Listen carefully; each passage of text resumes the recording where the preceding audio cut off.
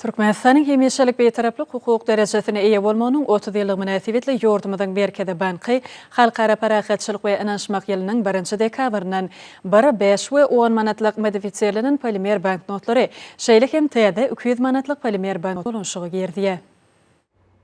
Türkmenistan'ın Merkezi Bankı'nda haber verilse ali bu pulların esası aýratynlygy daşky täsirleri durnuklulugydyr.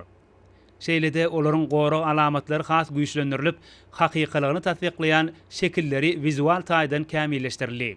1-5 we 10 manatlyk banknotlaryň rengi we şekli öňkü görnüşde saklanylyp, olarda halkara paraxatçylyk we ynançmak ýylynyň nyşany şekillendirilenler.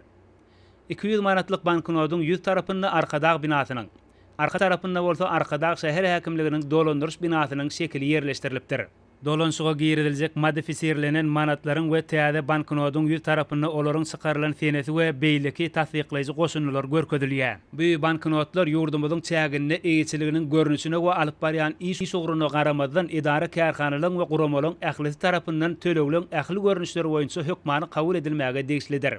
Türkmenistan'ın Merkezi Bankı'nın 2009-njy, 2012-njy, 2014-njy, 2017-njy we 2020-njy ýyllaryň nusgasyndaky ähli banknotlary Türkmenistan'ın çäginde kanuny tölew serişdeti bolmagyna galýar. Ýurdumyzyň çäginde dolanşykda bolan banknotlaryň we teňelen hakykylygyny takyp kesgitlemek üçin adyndan 5 sany goro alamatlaryny barlamak zerurdur.